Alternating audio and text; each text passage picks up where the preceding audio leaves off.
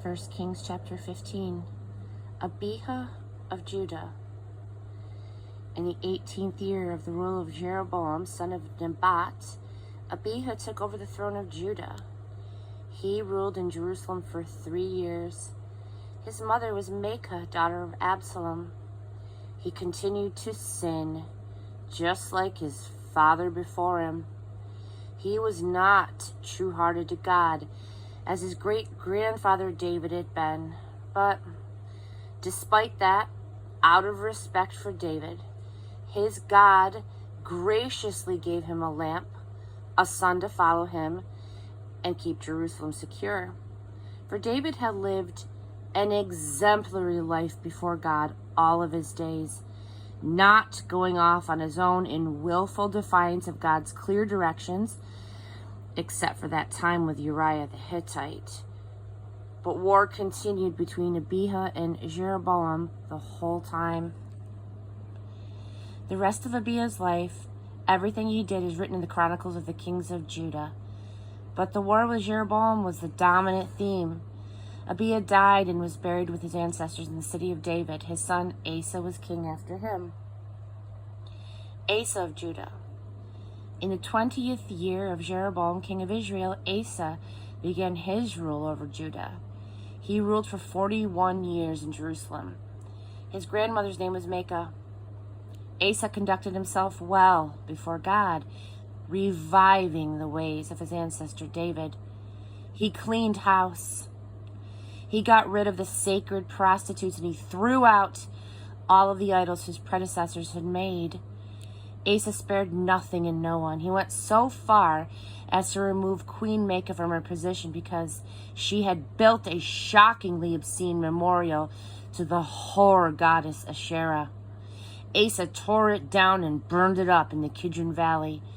Unfortunately, he didn't get rid of the local sex and religion shrines, but he was well-intentioned. His heart was in the right place, in tune with God. All of the gold and silver vessels and artifacts that he and his father had consecrated for holy use, he installed in the temple. But through much of his reign there was a war between Asa and Baasha, king of Israel. Baasha, king of Israel, started it by building a fort at Ramah and closing the border between Israel and Judah so no one could enter or leave Judah. Asa took all the silver and gold that was left in the treasuries of the temple of God in the royal palace. He gave it to his servants, and he sent them to Ben-Hadad, son of Taberman, the son of Hezion, king of Aram, who was ruling in Damascus, with this message: let's make a treaty like the one between our fathers. I'm showing my good faith with this gift of silver and gold. Break your deal with Baasha, king of Israel, so he'll quit fighting against me. Ben-Hadad went along with King Asa and sent out his troops against the towns of Israel. He attacked Ion, Dan, Abel-Beth-Maacah, and the entire region of Kinnereth, including Naphtali. When Baasha got the report, he quit fortifying Ramah and pulled back to Tirzah. Then King Asa issued orders to everyone in Judah, no exemptions, to haul away the logs and the stones Baasha had used in the fortification of Ramah and use them to fortify Geba in Benjamin and Mizpah. A full account of Asa's life, all of the things he did in the fortifications he constructed, is written in the Chronicles of the Kings of Judah. In his old age, he developed severe gout.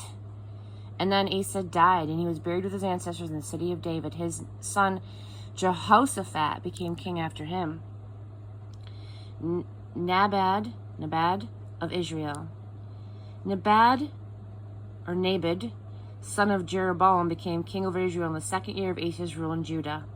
He was king of Israel for 2 years. He was openly evil before God. He followed in the footsteps of his father, who both sinned and made Israel sin. Baasha, son of Ahiah of the tribe of Issachar, ganged up on him and attacked him at the Philistine town of Gibbethon while Nabad and the Israelites were doing battle there. Baasha killed Nabad in the 3rd year of Asa, king of Judah, and became Israel's next king. as soon as he was king, he killed everyone in Jeroboam's family.